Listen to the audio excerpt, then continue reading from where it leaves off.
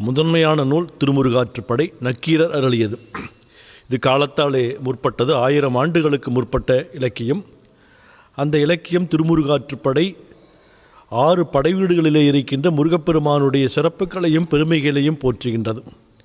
ஆகவே அதிலே பார்க்கின்ற பொழுது 6 படைவீடுகளிலே முதன்மையாக போற்றப்படுவது திருப்பரங்குன்றம். ஆகவே இது காலங்காலமாக நமக்கு போற்றப்படுகின்ற படைவீடுகள் 6.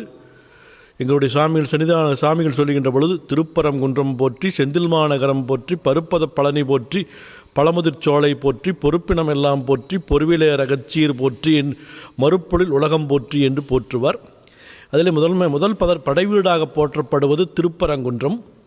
அங்கு குகை கோயிலிலே நம்முடைய முருகப்பெருமான், சிவபெருமான், திருமால், அம்பிகை உள்ளிட்ட அத்தனை தெய்வங்களும் ஒரே குகை கோயிலில் அமைந்திருக்கின்ற ஒரு சிறப்பு உண்டு. ஆகவே தெய்வ யானையை மனம் கொண்ட திருத்தலம் என்றும் போற்றப்படுகின்றது.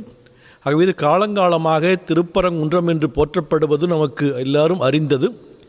அந்த வகையிலே இன்று பல கருத்து வேறுபாடுகள் தோன்றியிருப்பது மிக வருத்தத்திற்குரிய ஒரு செய்தியாக இருக்கின்றது. அதை ஒரு சிலர் சிக்கந்தர் மலை என்று கொண்டு வர வேண்டும் என்று கேட்டுக்கொண்டிருக்கின்றார்கள். அவருடைய மறைவு அங்கு வைக்கப்பட்டிருப்பதாக, இறந்தவருடைய உடல் வைக்கப்பட்டிருப்பதாக செய்திகள் இருக்கின்றது. அது நீதிமன்றம்தான் முடிவு செய்ய வேண்டும். அவர்களுக்கும் வழிபாட்டு உரிமை அங்கு இருந்து கொண்டிருக்கின்றது. சென்று வருகின்றார்கள். காலங்காலமாக அது நடந்து வருகின்றது.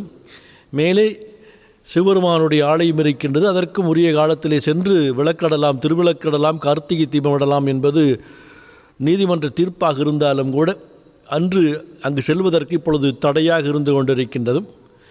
இப்பொழுது அங்கே சென்று அதனுடைய புனிதத்தன்மையை குறைக்கின்ற வகையிலே அங்கு மாமிசங்களை எல்லாம் வைத்து உண்பதாக நமக்கு செய்திகள் ஊடகங்கள் வாயிலாக இருக்கின்றது.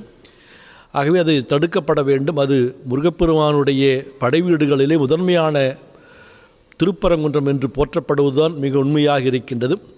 காலங்காலமாக நமக்கு பல வேறுபாடுகள் இருந்தாலும் அவரவர்கள் வழிபாட்டை செய்வதற்கு எல்லாருக்கும் உரிமை உண்டு. இந்துக்களாக இருந்தாலும் சரி, கிறிஸ்தவர்களாக இருந்தாலும் சரி, இஸ்லாமியர்களாக இருந்தாலும் அவரவர்கள் வழிபாடு செய்வதிலே எந்த விதமான தடங்களும் இல்லை.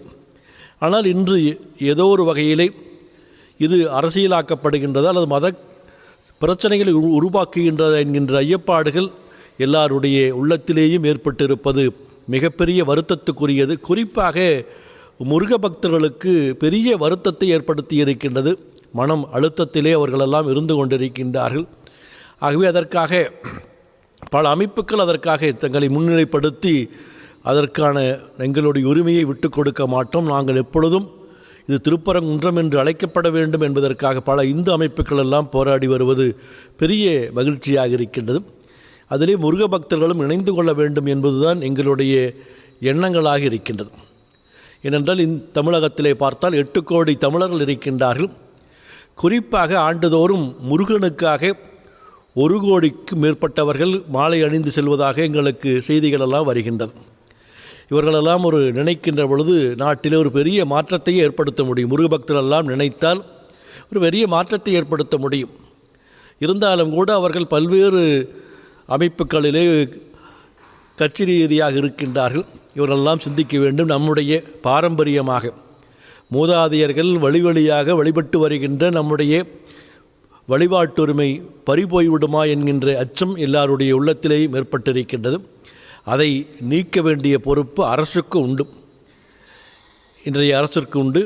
இன்றைய அரசானது கடந்த 4 ஆண்டுகளிலே மிக அதிகமான திருக்குட நீராட்டு திருப்பணிகளை எல்லாம் செய்திருப்பது ஒரு வகையிலே பாராட்டுதலுக்குரியதாக இருக்கின்றது.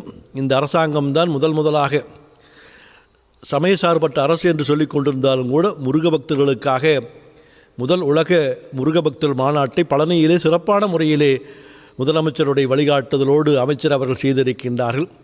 அவர்கள் விரைவிலே ஒரு நல்ல முடிவெடுத்து 2 அமைப்புகளை சார்ந்தவர்களையும் அழைத்து பேசி அவரவர்களுடைய உரிமைக்கு அவரவர்கள் தங்களுடைய வழிபாட்டு உரிமையில் எந்த விதமான தடங்களும் இல்லை, இது முருக வழிபாட்டுக்குரிய மலையாக இருக்கின்றது திருப்பரங்குன்றம் என்கின்ற அந்த உறுதியை அரசு நிலைநாட்ட வேண்டும் என்பதுதான் எங்களை போன்ற மடாதிபதிகள் துறவிகளுடைய எண்ணங்களாக இருக்கின்றது. அதை அரசு கண்டிப்பாக செய்யும் என்பது எங்களுடைய நோக்கம். ஆகவே அரசுக்கு எங்களுடைய அன்பான வேண்டுகோளை இந்த தொலைக்காட்சி வாயிலாக வைத்துக் கொள்வதில் பெருமை அடைகின்றோம். கடந்த 5-6 ஆண்டுகளாகவே குறிப்பாக முருகனுடைய வழிபாட்டை பற்றிய கருத்து மோதல்கள் இங்கு நடைபெற்று கொண்டிருக்கின்றது.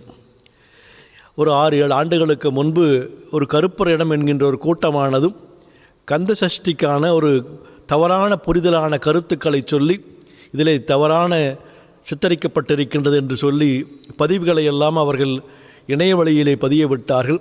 அப்பொழுது தமிழகம் மட்டுமல்ல உலகம் முழுவதும் இருக்கின்ற முருக பக்தர்கள் அடியார்கள் எல்லாம் ஒன்று கூடி அதற்கான ஒரு பெரிய முன்னெடுப்பை எடுத்தார்கள். தங்களுடைய வேண்டுதல்களை தினந்தோறும் இணைய வழியிலே வைத்தார்கள்.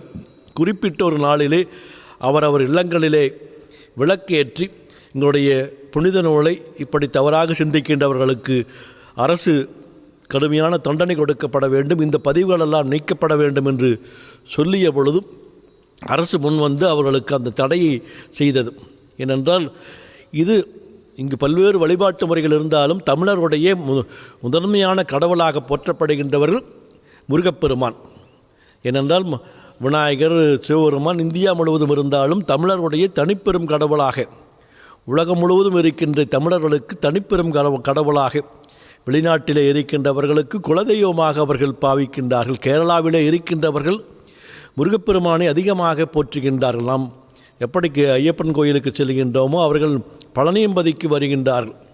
இப்படி 1000 மக்கள் இந்த நாட்டிலே முருகனை போற்றுகின்றார்கள். கடந்த 6 மாதம் ஒரு ஆண்டிற்கு முன்பு இதே போல் சென்னிமலையிலே ஒரு சின்ன மன வேறுபாடு ஏற்பட்டது. அப்பொழுது அரசு உடனடியாக அதை தீர்த்து வைத்தது. அந்த பகுதியிலே எங்களுக்குரியதாக இருக்கின்றது என்று சொல்லி அவர்களெல்லாம் தங்களுடைய சமய சின்னத்தை அங்கு நிறுவதற்கான முயற்சிகளை எடுத்தார்கள். அதுபோல ஒரு 10 ஆண்டுகளுக்கு முன்பு நம்முடைய திருப்பதியிலேயுமே செய்தார்கள். அவர்களெல்லாம் காணாமல் போய்விட்டார் என்பதுதான் உண்மையாக இருந்து கொண்டிருக்கின்றது. ஆகவே நம்முடைய இதுபோல் ஏற்படுகின்ற செயல்களை முளையிலேயே கிள்ளிவிட வேண்டும். மரங்களாக வளர்ந்ததற்கு பின்பு அதன் பெரிய மன வேறுபாட்டுக்கு இடையிலே பண்ணுகின்ற பொழுதும் மனித மக்களுக்கு இடையிலே இருக்கின்ற வேறுபாடுகள் அதிகரித்துவிடும். ஆகவே வேறுபாடுகள் தோன்றுவதற்கு முன்பாக அவர்களை எல்லாம் அழைத்து பேசி ஒற்றுமையாக இருக்க வேண்டும். இது பறந்து விரிந்த நாடு, பல்வேறு மொழிகளுக்கும் மதங்களுக்கும் இடையிலே நாம் வாழ்ந்து கொண்டிருக்கின்றோம். எப்பொழுதும் வேற்றுமையிலே ஒற்றுமையாக இருந்து கொண்டிருக்கின்றோம். அதற்காக ஒன்று விட்டு கொடுக்கும் என்பது முக்கியமல்ல. சரியான நிலையிலே திசையிலே நின்று அரசு இதற்கு சரியான தீர்வை எடுக்க வேண்டும் என்பதுதான் எல்லாருடைய முருகபக்தருடைய வேண்டுதலாக இருக்கின்றது. அடியார்கள் அன்னம் பாலிக்கின்ற நிகழ்வு நெடுங்காலமாக இருக்கின்றது. பாத யாத்திரையாக செல்கின்றவர்களுக்கு அத்தனை மக்களுக்கும் எல்லாரும் காசு கொடுத்து உணவகத்திலே சென்று அருந்துவதில்லை. பல பேர் விரதம் இருந்து செல்வார்கள். ஆகவே அங்கங்கே இருக்கின்ற தன்னார்வலர்கள் அமைப்புகள் விருப்பத்தோடு அவர்கள் கொடுக்கின்றார்கள். ஆகவே அதை முறைப்படுத்தி ஒழுங்காக கொடுப்பதற்கான ஏற்பாடுகளை செய்து கொடுக்க வேண்டிய பொறுப்பு அரசுக்கு உண்டு. அவர்களை கொடுக்கக்கூடாது என்பது சொல்வதற்கு யாருக்கும் எந்த விதமான உரிமையே இல்லை. உரிமைகளை பறிக்க முடியாது, நெறிப்படுத்த வேண்டும். நம்ம என்ன பண்ணுறோம், ஒரு இப்பொழுது பார்த்தால் மாதந்தோறும் பௌர்ணமி என்று திருவண்ணாமலையில் லட்சக்கணக்கான மக்கள் போகின்றார்கள். பலர் உணவு கொடுக்கின்றார்கள். அதை நாம் சரியாக பயன்படுத்த வேண்டும். ஒவ்வொருத்தரும் வாங்கிட்டு தெருவிலேயே போயிட்டு போகிறது நமக்கு பெரிய வருத்தமாக இருக்குது. தேவையான அளவு கொடுக்க வேண்டும்.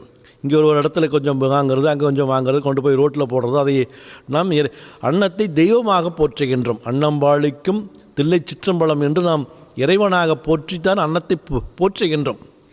ஐப்பசி பௌர்ணமி என்று நாம் அன்னத்தையே இறைவனுக்கு சாற்றி நாம் வழிபாடு செய்கின்றோம். அப்படி இருக்கின்ற அன்னத்தை நாம் தெய்வமாக போற்ற வேண்டும். அந்த உணவுகளை நாம் வீண் செய்யக்கூடாது.